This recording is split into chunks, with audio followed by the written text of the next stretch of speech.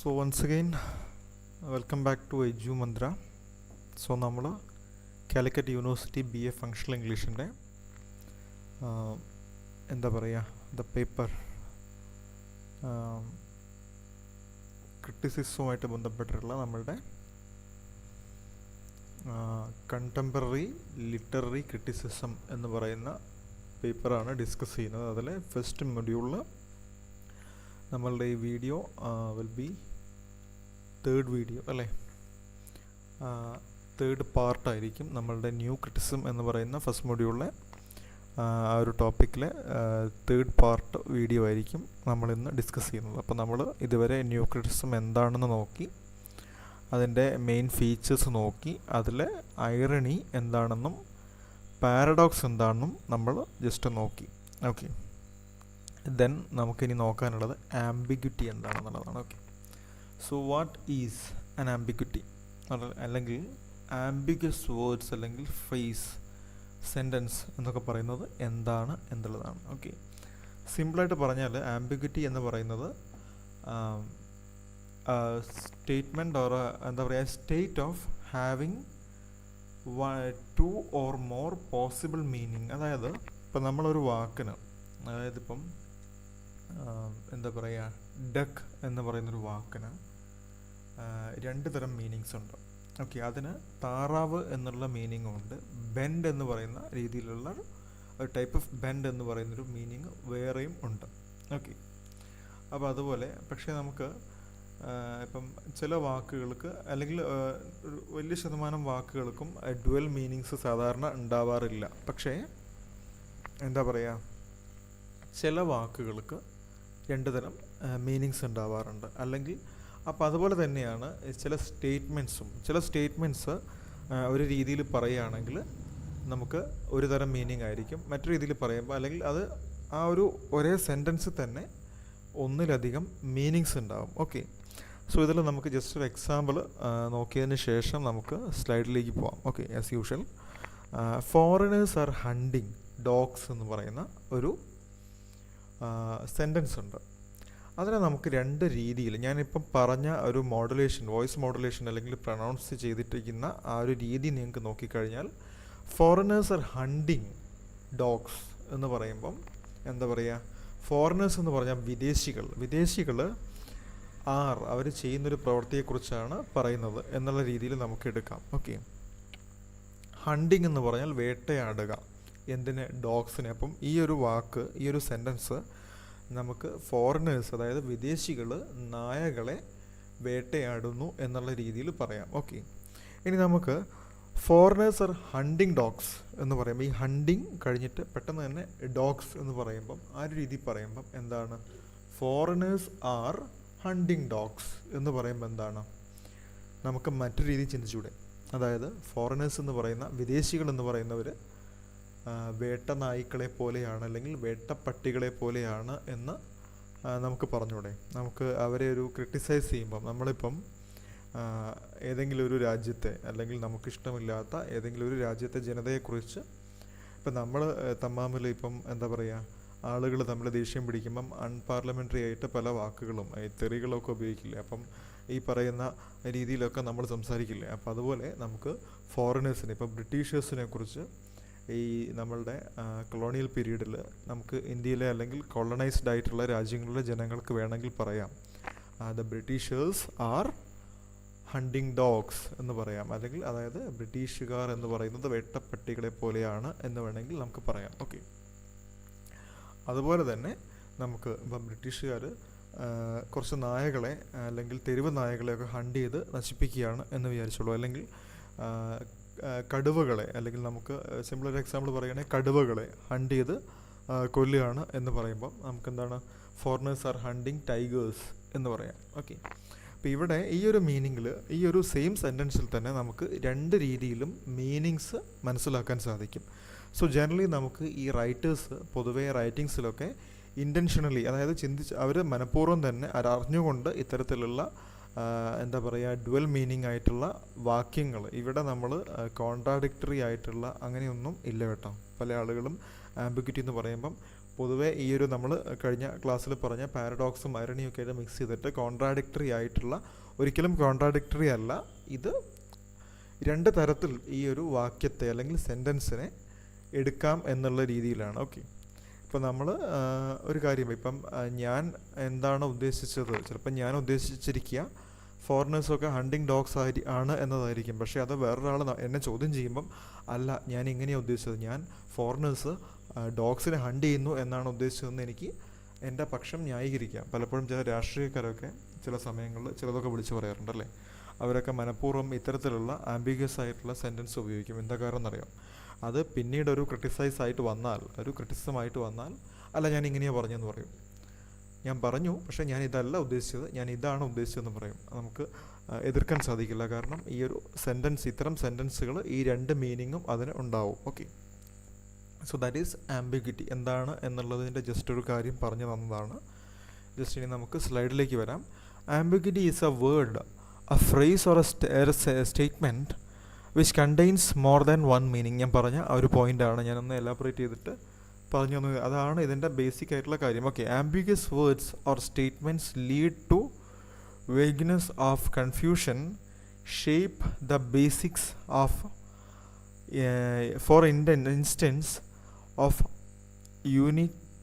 യൂണിറ്റെൻഷണൽ humour. Okay, അതായത് unintentional humour. ഞാനത് ചെറുതായിട്ടൊന്ന് യൂണിറ്റെൻഷണൽ എന്ന് പറഞ്ഞ് വായിച്ചു പോയതാണ്. ഓക്കെ, സോ അൺഇൻറ്റൻഷണൽ ആയിട്ടുള്ള ഹ്യൂമറിനെ എവോക്ക് ചെയ്യാൻ വേണ്ടിയിട്ട്, പ്രൊവോക്ക് ചെയ്യാൻ വേണ്ടിയിട്ട് ഇത്തരത്തിലുള്ള കാര്യങ്ങൾ ഉപയോഗിക്കാറുണ്ട്. Okay, for instance the ambiguous, it is ambiguous to say I ride a black horse in red pyjamas. ഇതൊക്കെ അത്തരത്തിലുള്ള ചില വേർഡ്സാണ്. നമുക്ക് സിമ്പിളായിട്ട് നിങ്ങൾ ആ ഒരു സെൻറ്റൻസിന് പകരം ജസ്റ്റ് ഞാൻ പറഞ്ഞൊരു കാര്യം നിങ്ങൾ എഴുതിയാൽ മതി. കുറച്ചുകൂടെ നിങ്ങൾക്ക് അതിനെപ്പറ്റി ഒന്ന് ഡീറ്റെയിൽ ആക്കാൻ, നിങ്ങൾക്കൊന്ന് അത് എക്സ്പാൻഡ് ചെയ്തിട്ട് എഴുതാനൊക്കെ സാധിക്കുമെങ്കിൽ കുറച്ചുകൂടി ഈസി ആയിട്ടുള്ളൊരു സെൻറ്റൻസാണ് ഈ പറയുന്നത് ഫോറിനേഴ്സ് ആർ ഹണ്ടിങ് ഡോഗ്സ് എന്ന് പറയുന്നത്. ഓക്കെ, അപ്പോൾ അത് ശരിക്കും പറഞ്ഞത് പറയുമ്പോഴായിരിക്കും അതിൻ്റെ കൂടുതൽ എഫക്റ്റ് വരുന്നത്. ഇപ്പം ഫോറിനേഴ്സ് ആർ ഹണ്ടിങ് ഡോഗ്സ് എന്ന് പറഞ്ഞാൽ നമുക്കെന്താ ഉദ്ദേശിക്കുക, ഫോറിനേഴ്സൊക്കെ വേട്ടപ്പട്ടികളാണ് എന്നുള്ള മീനിങ്ങിൽ നമുക്ക് പറയാൻ സാധിക്കും. അതുപോലെ ഫോറിനേഴ്സ് ആർ ഹണ്ടിങ് ഡോഗ്സ് എന്ന ആ ഒരു സ്ട്രെസ്സ്, ആ ഒരു സെൻറ്റൻസ് പറയുന്ന സമയത്തുള്ള സ്ട്രെസ്സിൻ്റെ വേരിയേഷൻ നമുക്ക് കറക്റ്റായിട്ട് ആ സമയത്ത് ആ ആൾ എന്താണ് ഉദ്ദേശിച്ചത് എന്നുള്ളത് നമുക്ക് മനസ്സിലാക്കാനായിട്ട് സാധിക്കും. Okay, so for instance it is ambiguous to write. Okay, അത് ജസ്റ്റ് ആ ഒരു അതിൻ്റെ എന്താണ് എന്നുള്ളത് പറയാൻ വേണ്ടിയിട്ടുള്ള എക്സ്പാൻഷനാണ്. നിങ്ങൾ ജസ്റ്റ് വായിച്ച് നോക്കിയാൽ മതി. ആൻഡ് എന്താ പറയുക, many writers use this technique readers to understand their work in variety of ways. അതായത് വെറൈറ്റി ഓഫ് വേയ്സിൽ റീഡേഴ്സിന് അണ്ടർസ്റ്റാൻഡ് ചെയ്യാനായിട്ട് പല റൈറ്റേഴ്സും ഈ ഒരു സംഭവം ഒരു ലിറ്റററി ടെക്നിക്കായിട്ട് അല്ലെങ്കിൽ ഒരു ലിറ്റററി ഡിവൈസായിട്ട്, ലിംഗ്വിസ്റ്റിക് ഡിവൈസായിട്ട് ഉപയോഗിക്കാറുണ്ട്. Okay, giving them depth and complexity. Okay, so അതൊക്കെയാണ് അതിലെ പോയിൻറ്റ്സ്. 7 types of ambiguity എന്ന് പറയുന്ന is a work of literary criticism by William Empson. Okay, William Empson എന്ന് പറയുന്ന ലിറ്റററി ക്രിട്ടിക്കിൻ്റെ ന്യൂ ക്രിറ്റിസിസത്തിൻ്റെ ഭാഗമായിട്ടുള്ള ഒരു ലിറ്റററി ക്രിട്ടിക്കിൻ്റെ വർക്കായിട്ടുള്ള 7 types of ambiguity which was first published in 1930. It was one of the most influential critical work of the 20th century. 20ാം നൂറ്റാണ്ടിലെ one of the most influential ആയിട്ടുള്ള ക്രിട്ടിക്കൽ വർക്കാണ് ഈ പറയുന്ന 7 ആംബിഗ്വിറ്റി. 1930 ഇറങ്ങിയിട്ടുള്ള, പബ്ലിഷ് ചെയ്തിട്ടുള്ള 7 types of ambiguity. ഇതിനകത്ത് 7 തരം ആംബിഗ്വിറ്റികളെ കുറിച്ച് അദ്ദേഹം പറയുന്നുണ്ട്. Okay, the book is organised around 7 types of ambiguity that Empson finds in the poetry he criticizes. അതായത് അദ്ദേഹം ക്രിട്ടിസൈസ് ചെയ്യുന്ന, അദ്ദേഹം ഇവാലുവേറ്റ് ചെയ്യുന്ന അല്ലെങ്കിൽ അദ്ദേഹം അനലൈസ് ചെയ്യുന്ന പോയട്രീസിൽ കണ്ടുവരുന്ന 7 തരം ആംബിഗ്വിറ്റിയെക്കുറിച്ച് അദ്ദേഹം ഡീറ്റെയിൽ ആയിട്ട് പറയുന്നൊരു സംഭവമാണ് ആ പറയുന്നത്. Okay, and ambiguity is represented as a puzzle according to Empson. Empson എന്ന് പറയുന്നത് അദ്ദേഹത്തിന് according to Empson ambiguity is represented as a puzzle. Okay, ഒരു പസിൽ പോലെയാണ് ആംബിഗ്വിറ്റി റെപ്രസെൻറ്റ് ചെയ്യുന്നത്. Okay, he suggested that the words or references in poems are often ambiguous and it presented carry multiple meanings. Okay, coherently carrying multiple meaning that can enrich the readers appreciation of the work. അതായത് ഇപ്പം പല കവിതകളും അവർ ഇപ്പം നമ്മളുടെ ചില songs ഒക്കെ എടുത്തു കഴിഞ്ഞാൽ നമുക്ക് മനസ്സിലാവും ലിറ്ററലി ആ ഒരു വാക്കുകൾക്ക് ഒരു മീനിങ് ഉണ്ടാവും, പക്ഷേ അതിൽ ചിന്തിച്ച് കഴിഞ്ഞാൽ ഒരു ഇന്നർ മീനിങ് ആയിട്ട് മറ്റൊരു മീനിങ് കൂടെ സെയിം വാക്കുകൾ പ്രതിനിധാനം ചെയ്യുന്നുണ്ട്. ഓക്കെ, സോ അതൊക്കെയാണ് അതിൻ്റെ അതാണ് അദ്ദേഹം പറഞ്ഞത്. കുറച്ചുകൂടെ അപ്രീസിയേഷൻ, അതായത് നമ്മളുടെ വർക്കിന് പ്രത്യേകിച്ച് പോയംസ് ഒക്കെ ആണെങ്കിൽ അതിന് കുറച്ചുകൂടെ അപ്രീസിയേഷൻസ് കിട്ടാനായിട്ട് സാധിക്കുന്നു എന്ന് അദ്ദേഹം പറയുന്നുണ്ട്. Lexical ambiguity is most commonly noun form of ambiguity. Lexical ambiguity എന്ന് പറയുന്നത് മോസ്റ്റ് നോൺ ആയിട്ടുള്ള, അതായത് കൂടുതലായിട്ട് ആളുകൾക്ക് അറിയുന്ന ഒരു തരം ആംബിഗ്വിറ്റിയാണ്. Okay, it focus when words have more than one meaning as commonly defined as understood. അതായത് ആളുകൾക്ക് കോമൺ ആയിട്ട് മനസ്സിലാവുന്ന അല്ലെങ്കിൽ അണ്ടർസ്റ്റാൻഡ് ചെയ്യാൻ പറ്റുന്ന. For example bank. ഈ ബാങ്ക് എന്ന് പറയുന്ന വാക്ക് ഈ പറയുന്ന പോലെ ഒരു എക്സാമ്പിളാണ്, ഒരു സിമ്പിളായിട്ടുള്ള എക്സാമ്പിളാണ്. ബാങ്ക് എന്ന് പറയുമ്പോൾ പെട്ടെന്ന് നമ്മൾ ഓർക്കുക എന്താണ്, പണം ഒക്കെ സൂക്ഷിക്കുന്ന അല്ലെങ്കിൽ ധനപരമായ കാര്യങ്ങൾ ഇടപാടുകൾ നടത്തുന്ന സ്ഥാപനം എന്നുള്ള രീതിയിൽ ബാങ്കിനെ നമ്മൾ പറയാറുണ്ട് അല്ലേ. അതുപോലെ മറ്റൊരു മീനിങ് കൊണ്ടുണ്ട്, river, bank of the river. നമ്മൾ ഇൻഡസ് വാലി സിവിലൈസേഷനെ കുറിച്ചൊക്കെ 10th പഠിച്ച സമയത്ത് ഈ ഇൻഡസ് എന്ന് പറയുന്ന റിവർ ബാങ്കിൽ ഉണ്ടായിട്ടുള്ള സൊസൈറ്റിയാണ് പിന്നീട് ദ ഗ്രേറ്റ് ഇന്ത്യൻ സൊസൈറ്റി ആയിട്ട് മാറിയിട്ടുള്ളതെന്നൊക്കെ നമ്മൾ പഠിച്ചിട്ടുണ്ട്. ഓക്കെ, ആ രീതിയിൽ വരുമ്പം ഈ റിവർ ബാങ്ക് എന്ന് പറയുന്നത് എന്താ, ഈ പുഴയുടെ തീരപ്രദേശം അല്ലെങ്കിൽ ഏതെങ്കിലും ഒരു പുഴയുടെ സൈഡിൽ ഉള്ള പ്രദേശം, അല്ലെങ്കിൽ പുഴ അല്ലെങ്കിൽ വലിയ ജലാശയം അതിൻ്റെ സൈഡിലുള്ള പ്രദേശം എന്നുള്ള രീതിയിൽ, ബീച്ചെന്നൊന്നും ഉദ്ദേശിച്ച് കളയരുത് കേട്ടോ. ഓക്കെ, സോ ആ ഒരു ഇതിനെ ആണ് നമ്മൾ റിവർ ബാങ്ക് എന്ന് പറയുന്നത്. ബാങ്ക് എന്ന് പറയുന്ന വാക്കിന് 2 അർത്ഥങ്ങളുണ്ട്. ഓക്കെ, ബാങ്ക് എന്ന് പറയുന്ന വാക്കിന് 2 മീനിങ്സ് ഉണ്ട്. ഒന്ന്, അപ്പം അത്തരം ഒരുപാട് വാക്കുകൾ ഉണ്ട്. ഓക്കെ, അതുപോലെ കമ്പ്യൂട്ടർ ടെർമിനൽസിനും ബാങ്ക് എന്ന് പറയാറുണ്ട്.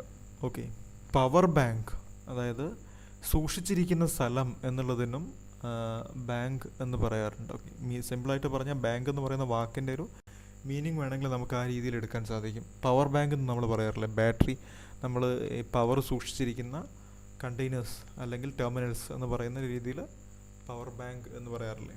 അപ്പോൾ അതുപോലെ ഒരുപാട് മീനിങ്സ് ഈ ബാങ്ക് എന്ന് പറയുന്ന വേർഡിന് ഉണ്ട്. ഓക്കെ, അതുപോലെ syntactical ambiguity is a structural, അതിൽ ചെറിയ സ്പെല്ലിംഗ് മിസ്റ്റേക്സ് ഒക്കെ വന്നിട്ടുണ്ട്. Structural or grammatical ambiguity of a whole sentence, അതായത് സെൻറ്റൻസിൻ്റെ, ഞാൻ നേരത്തെ പറഞ്ഞൊരു എക്സാമ്പിൾ ഈ പറയുന്ന സിൻറ്റാറ്റിക്കൽ ആയിട്ടുള്ള ആംബിഗ്വിറ്റിക്ക് ഒരു എക്സാമ്പിളാണ്. അതായത് ഫോറിനേഴ്സ് ആർ ഹണ്ടിങ് ഡോഗ്സ് എന്ന് പറയുന്നതൊക്കെ അതിൻ്റെ ഒരു, അതുപോലെ സ്പോക്കൺ ലാംഗ്വേജ് ഒക്കെ അതിൻ്റെ ഒരു എക്സാമ്പിളാണ്. Okay, sentence that occurs in subpart of a sentence, it can be a grammatical construct result from the difficulty of applying universal grammatical laws and structure. Okay, ഞാൻ അധികം ഡിസ്കസ് ചെയ്യുന്നില്ല, ജസ്റ്റ് നിങ്ങൾക്ക് ഇനിയുള്ള points ഒക്കെ നിങ്ങൾക്ക് ജസ്റ്റ് വായിച്ചാൽ മനസ്സിലാവും. എന്താണ് ആംബിഗ്വിറ്റി എന്നുള്ളതാണ് നിങ്ങൾ ജസ്റ്റ് ഒന്ന് മനസ്സിലാക്കിയാൽ മതി. ഫങ്ഷണൽ ഇംഗ്ലീഷ് വിദ്യാർത്ഥികൾക്ക് മാർക്ക് സ്കോർ ചെയ്യണമെങ്കിൽ ഈ പറഞ്ഞ പോയിൻറ്റ്സ് ഒക്കെ നിങ്ങളുടെ എക്സാം പേപ്പറിൽ ഉണ്ടായിരിക്കണം. അത് കുറച്ചുകൂടെ നിങ്ങൾ ഡെപ്തായിട്ട് ഈ ഒരു കാര്യത്തിൽ നിങ്ങൾക്ക് അറിവുണ്ട് എന്നുള്ളത് പറയും. ഓക്കെ, ഇനി നമുക്ക് അടുത്ത ടോപ്പിക്കിലേക്ക് പോകാം. Okay, yes.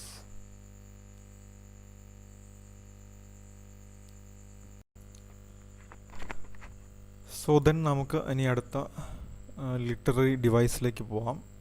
Effective fallacy. ഞാൻ എപ്പോഴും ഓർമ്മിപ്പിക്കാത്തൊരു കാര്യമാണ് നിങ്ങളെ, എന്നാലും അതിൻ്റെ അഹങ്കാരം കൊണ്ടാണെന്നൊന്നും വിചാരിക്കരുത്. ചാനൽ സബ്സ്ക്രൈബ് ചെയ്യുക, അതുപോലെ വീഡിയോസിൽ നിങ്ങൾക്ക് ഇഷ്ടപ്പെട്ട് കഴിഞ്ഞാൽ നിങ്ങൾ ലൈക്ക് ചെയ്യുക, അതുപോലെ ഇഷ്ടപ്പെട്ടിട്ടില്ലെങ്കിൽ ഒന്നും നോക്കണ്ട, ഡിസ്ലൈക്ക് ചെയ്തോളൂ. പിന്നെ നിങ്ങളുടെ എന്തെങ്കിലും അഭിപ്രായങ്ങളൊക്കെ ഉണ്ടെങ്കിൽ ആസ് യൂഷ്വൽ പല ആളുകളും നല്ല രീതിയിൽ ചെയ്യുന്നത് പോലെ നിങ്ങളും അഭിപ്രായങ്ങൾ കമൻ്റായിട്ട് ഇടുക. പലരും ശബ്ദത്തിൻ്റെ പ്രശ്നമൊക്കെ പറഞ്ഞിരുന്നു, ഞാനതൊക്കെ ക്ലിയർ ചെയ്ത് വരുന്നു എന്ന് വിശ്വസിക്കുന്നു. ഓക്കെ, സോ എപ്പോഴും എല്ലാ വീഡിയോയിലും ഇങ്ങനെ പാട്ട് പാടാത്തത് എൻ്റെ അഹങ്കാരം കൊണ്ടാണെന്നൊന്നും വിചാരിക്കരുത്. നിങ്ങൾ സബ്സ്ക്രൈബ് ചെയ്യുന്നതും നിങ്ങൾ ലൈക്ക് ചെയ്യുന്നതും ഒക്കെ വളരെ ഇമ്പോർട്ടൻ്റ് ആണ് നമുക്ക് മുന്നോട്ട് പോകാനായിട്ട്. ഓക്കെ, സോ നമുക്ക് എഫക്റ്റീവ് ഫാലസിയിലേക്ക് എന്താണെന്ന് നമുക്ക് നോക്കാം. Okay, so effective fallacy is A term in literary criticism to describe the error of judging a text based on its emotional effects on a reader. Okay. The term was introduced in 1949. അത് നമുക്ക് സ്ലൈഡിലില്ല ആ ഒരു point, നിങ്ങൾ just ഒന്ന് not ചെയ്ത് നോക്കിയാൽ. Okay, നമുക്ക് important ആണ്. Okay, the term was introduced in 1949 by Empson and ബേഡ്സ്ലി എന്ന് പറയുന്ന രണ്ട്, ഞാൻ നേരത്തെ നമുക്ക് ആ ഫസ്റ്റ് വീഡിയോയിൽ ഫസ്റ്റ് ലെക്ചറിൽ ഞാൻ പറഞ്ഞിരുന്നു, ഇവരുടെയൊക്കെ പേരുകൾ നമ്മൾ ഡിസ്കസ് ചെയ്തിരുന്നു. സോ ഇവർ രണ്ടുപേരുമാണ് ഈ ഒരു ടേം ഇൻട്രൊഡ്യൂസ് ചെയ്തിരുന്നത്. Okay, they considered that the text to be an autonomous entity independent of both author and reader. Okay, so നമുക്ക് ഇനി സ്ലൈഡിലേക്ക് പോവാം.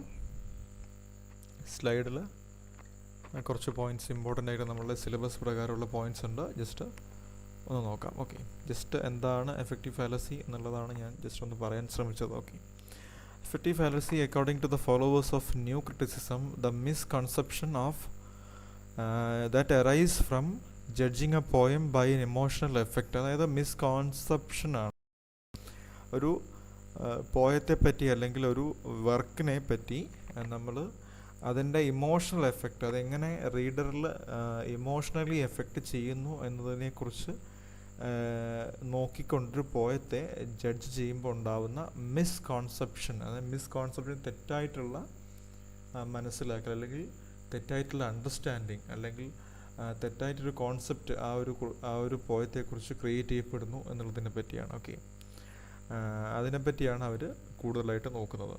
The concept of effective fallacy, policy അല്ല ഫാലസി, ചെറിയ സ്പെല്ലിംഗ് മിസ്റ്റേക്സ് ആണ്, റൈറ്റിംഗ് എറേഴ്സ് ആണ്. Google type സമയമില്ലാത്തത് കൊണ്ട് ഗൂഗിളിൻ്റെ എന്താ പറയുക വോയിസ് ടൈപ്പിംഗ് ആണ് ഉപയോഗിക്കുന്നത്, അപ്പോൾ അതിൽ വരുന്ന മിസ്റ്റേക്സ് ആണ്, നിങ്ങൾ ക്ഷമിക്കുക. Okay, fallacy is A direct attract on the impressionist criticism. Okay, so ഇത് ലോജിക്കൽ ക്രിറ്റിസിസത്തിൻ്റെ ഭാഗം കൂടിയാണ്. Which argues that the reader responds to the poem the ultimate indication of its value. Okay, an important concept in new criticism coined by Empson and Beardsley. അതായത് ഈ effective fallacy എന്ന് പറയുന്നത് an important concept in new criticism coined by Empson and Beardsley in an essay, the verbal icon. അതായത് 1949 ഈ ഒരു essay വരുന്നത്. The verbal icon എന്ന് പറയുന്ന വിംസത്തും ബേഴ്സ്ലിയും കൂടെ കോയിൻ ചെയ്തിട്ടുള്ള ഒരു എസ്സേ ആണ്.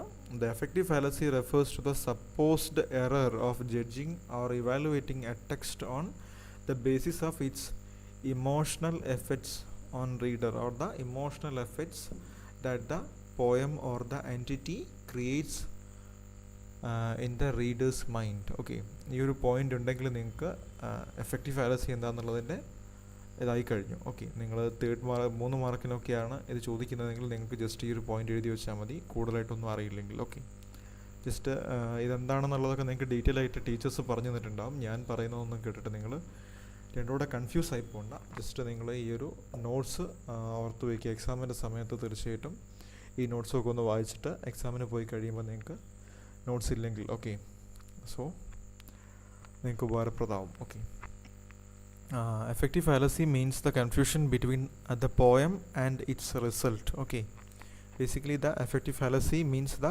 Confusion between the poem and its result.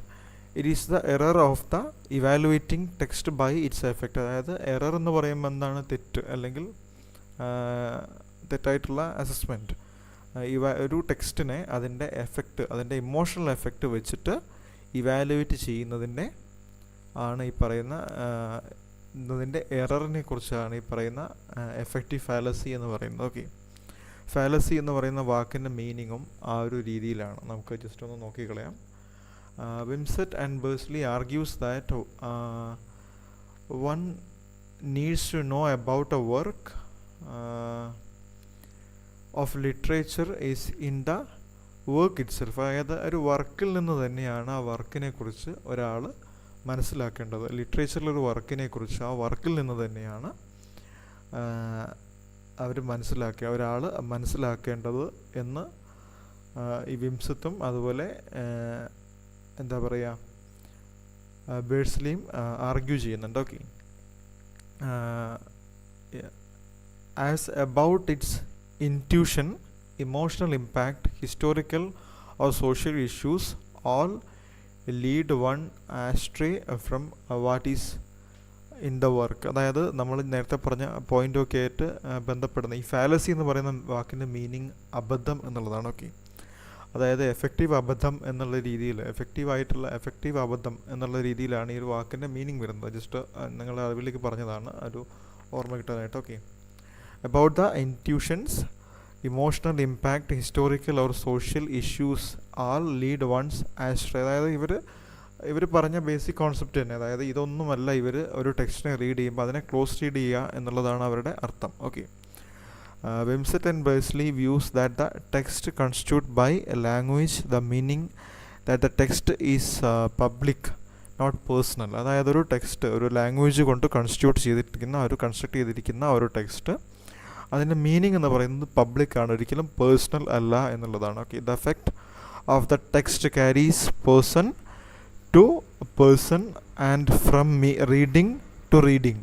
Thus the critic depends on the meaning produced on the single reader if it will be a kind of mistake. അതായത് ഒരു single റീഡറിന് എന്ത് തോന്നുന്നു എന്നുള്ള രീതിയിൽ ആ ടെക്സ്റ്റ് അനലൈസ് ചെയ്യുമ്പം അതൊരു മിസ്റ്റേക്കായിട്ട് മാറും എന്നുള്ളതാണ് അവർ സിമ്പിളായിട്ട് പറയുന്നത്. ഓക്കെ, സോ എന്താണ് എഫക്റ്റീവ് ഫാലസി എന്നുള്ളത് ഞങ്ങൾക്ക് മനസ്സിലായിട്ടുണ്ടാകും. അടുത്തത് ഇൻറ്റൻഷണൽ ഫാലസിയാണ്. ഞാൻ ഈ ഒരു വീഡിയോയിൽ പറയുന്നില്ല. നമുക്ക് ഇൻറ്റൻഷണൽ ഫാലസിയും അതുപോലെ ടെൻഷനും നമുക്ക് മറ്റൊരു ചെറിയ വീഡിയോയിൽ പറയാം. ഓക്കെ, ജസ്റ്റ് ഇൻറ്റൻഷണൽ ഫാലസി എന്ന് പറഞ്ഞാൽ ഇതിൻ്റെ ഓപ്പോസിറ്റാണ് എന്നുള്ളത് മനസ്സിലാക്കി വെക്കുക. ഓക്കെ, സോ ഞാൻ ഒരിക്കൽ കൂടി പറയുകയാണ്, നിങ്ങൾ ചാനൽ സബ്സ്ക്രൈബ് ചെയ്തിട്ടില്ലെങ്കിൽ സബ്സ്ക്രൈബ് ചെയ്യാൻ ഇപ്പോഴാണ് മറ്റ് 1-2 കഴിഞ്ഞ വീഡിയോസിലൊന്നും പറഞ്ഞിട്ടില്ല. ഓക്കെ, അപ്പോൾ നിങ്ങൾ വിചാരിക്കും ഇയാൾക്ക് വലിയ അഹങ്കാരമാണ്, ഇയാൾക്ക് നമ്മൾ സബ്സ്ക്രൈബ് ചെയ്തിട്ടില്ലെങ്കിലും ലൈക്ക് ചെയ്തിട്ടില്ലെങ്കിലും ഒരു പ്രശ്നമില്ല എന്നൊക്കെ നിങ്ങൾ കരുതും. അങ്ങനെയൊന്നുമല്ല, ഞാൻ അത്ര അഹങ്കാരിയൊന്നുമല്ല.